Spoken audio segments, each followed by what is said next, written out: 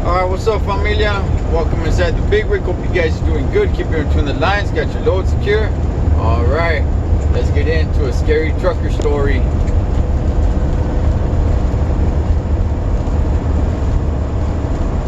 About 7 years ago, I had a truly terrifying experience on my way home from my parents' place. I was just 22, young, naive, and let's face it, pretty dumb. I'd recently moved into my first apartment, becoming the first in my family to leave our sleepy hometown.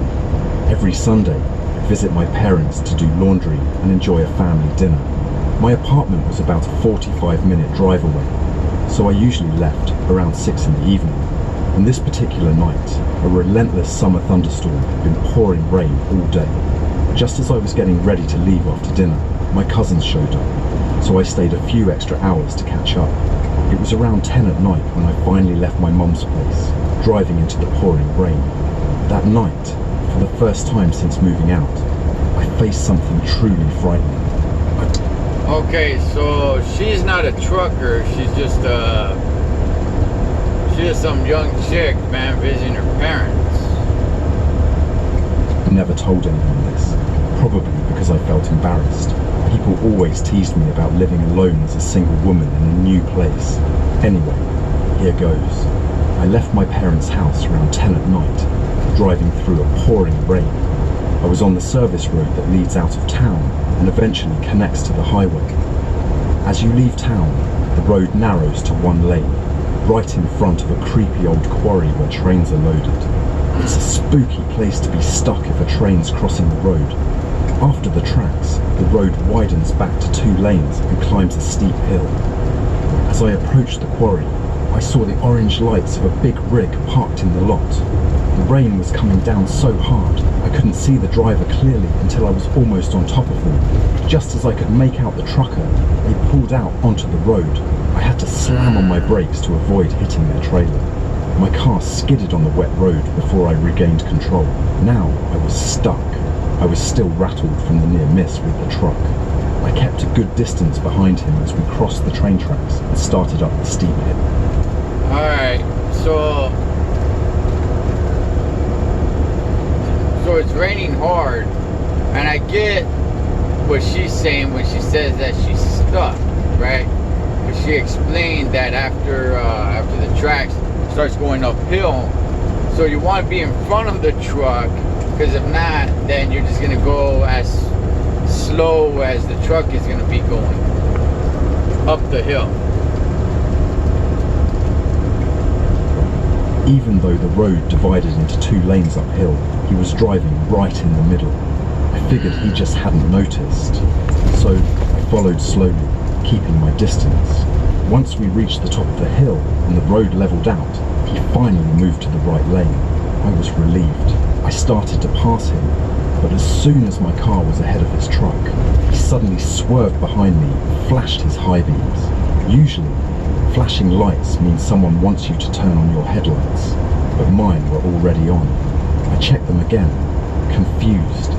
I signaled to change lanes and carefully moved over to give him space. Instead of backing off, he started honking loudly, which really startled me. I was confused and frustrated. Why was he acting like this? My headlights were on, so what was his problem? Normally, I would have sped up and left him behind, but I knew better. It had been raining hard all day, and I knew the back roads flooded easily. I'd already skidded once and didn't want to risk another accident. There were no houses or businesses between the quarry and the highway, just miles of woods. If I crashed, I'd be completely alone. He was right behind me now, tailgating me aggressively. On top of the blinding high beams and relentless honking, he started tailgating me. I was terrified. I just wanted to get away from him and get home safely. I changed lanes twice more, but he followed me every time. As we got closer to the highway, I floored it. He couldn't keep up. Okay, I mean, that's what I was thinking. I was thinking like, okay, well, you're in a car, just bam, go. But I understand what she's saying, or her position. It's raining really hard, and you know, if homeboy's in the truck and he's going like a good 80 miles per hour, you're gonna have to go a heck of a lot faster, right? Depending on how fast the truck can go to outrun them. It's raining super hard, and you know, yeah, man, you could hit a nice little good puddle, whatever, and spin out of control. So I understand her position.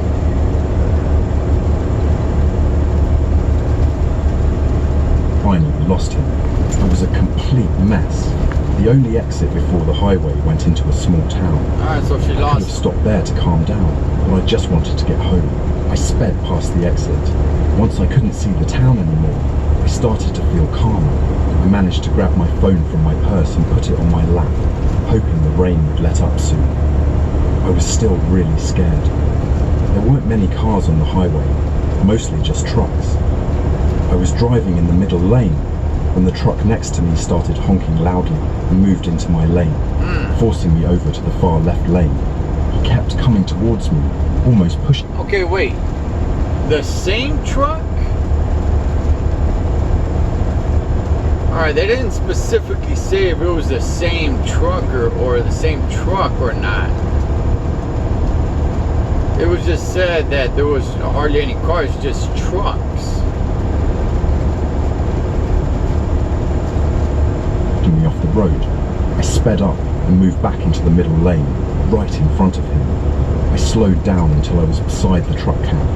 I quickly opened my phone camera and started taking pictures of the driver. I think the flashes surprised him, and he started to slow down. I took a few more pictures before speeding up and leaving him behind. I felt relieved. I managed to get a few pictures, but I was so angry. I pulled over to the side of the highway, hoping to get behind him and get a picture of his license plate. I could report this guy, but he was onto me. I saw headlights far behind me. I stayed on the shoulder, watching the trucks go by, making sure I didn't miss him. Then I saw a shadow pass through the truck's headlights. Did he get out? I didn't wait to find out. I sped off and got home as fast as possible. The pictures were useless. The rain and flash made everything blurry. I could see a red cab, but no license plate details. That's why I bought a dash cam. Good lad, man.